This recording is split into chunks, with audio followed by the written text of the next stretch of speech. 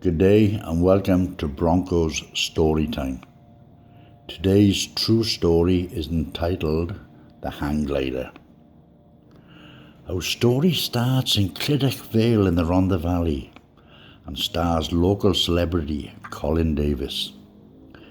Many people in Wales have nicknames and Colin is no exception, being known locally by family and friends as Champ or Champion. On one of many alcohol-fueled nights down at the Pandy Inn with his mates Sally and Bebby, our Colin, being quite flush with cash at the time, gets talked into buying a hang glider, a racing model. Now Colin had never been hang gliding in his life, but it was something he quite fancied doing, even though he was scared of heights. "How hard can it be?" he said. "A few lessons and I'll be right." But there was no lessons. The hang glider was parked in his passageway for months. He went halfway up the stairs of his house in Park Street. It was that long, much to the annoyance of his wife Leslie. It was up the pub on a Thursday night when Champ could endure the hang glider taunts of his mates no longer. "You guys think I'm scared to fly that hang glider? Well, come over to the top tump on Sunday morning at 10 o'clock and I'll make all you piss takers eat your words." Champ's maiden flight was on. Go, Champion. Well, news of Champ's upcoming flight quickly spread around the village. Such was the interest, he was going to get a big crowd. Some questioned whether he was of sound mind. Others, who didn't know him so well, thought he was a man without fear. But was the Champion having second thoughts? "No way. How hard can it be?" he kept saying to himself. But he couldn't back out now, even if he wanted to. Good luck messages were flooding in from all corners of the village.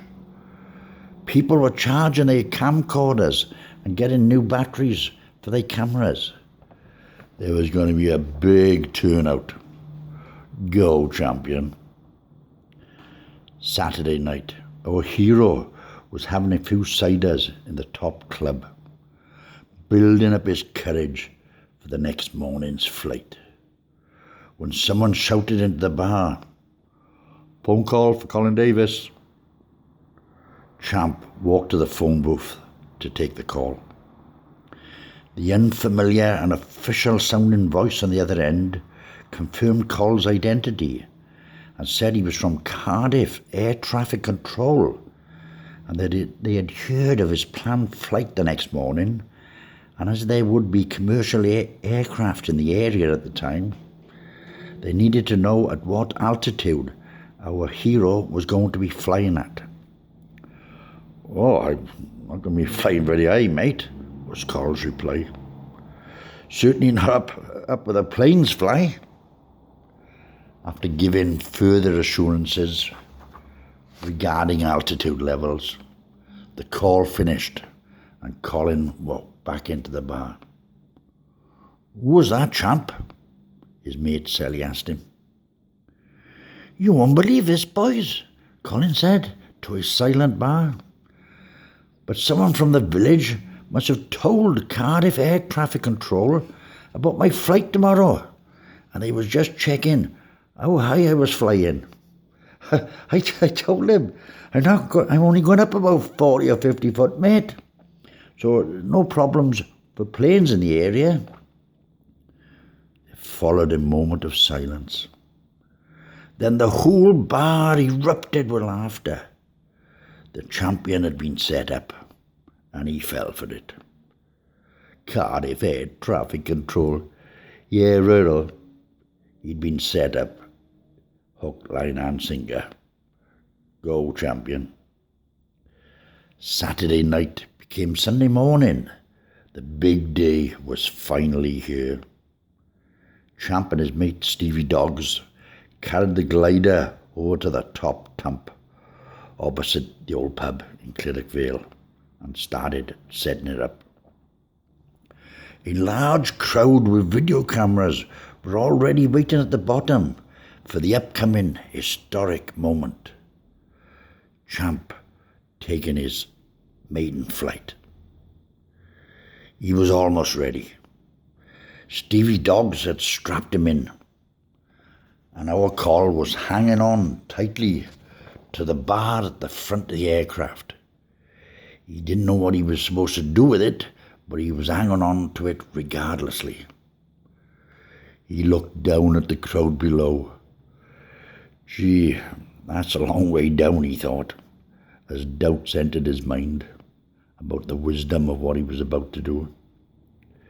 Stevie Doggs, seeing Champ's hesitation, offered up some reassuring words.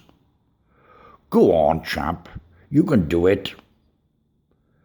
After another moment of hesitation, our hero took a few short steps and off he jumped. Soared into the air like a swallow? No, straight down like a brick. Crash landed next to the dozens of villagers who'd come to watch. Our hero was hurt, bleeding from numerous lacerations on his arms, legs and face. Coll's wife Leslie and Mrs. Jones from Morton Terrace were among many who said, "Oh, he's had a bump." But our Coll lived to fly another day. Injuries were treated, and it was over to the pub to drown his sorrows and ease the pain. Colin never flew the hang glider again, but he did give us a great story. Thanks, Coll. You are a champion.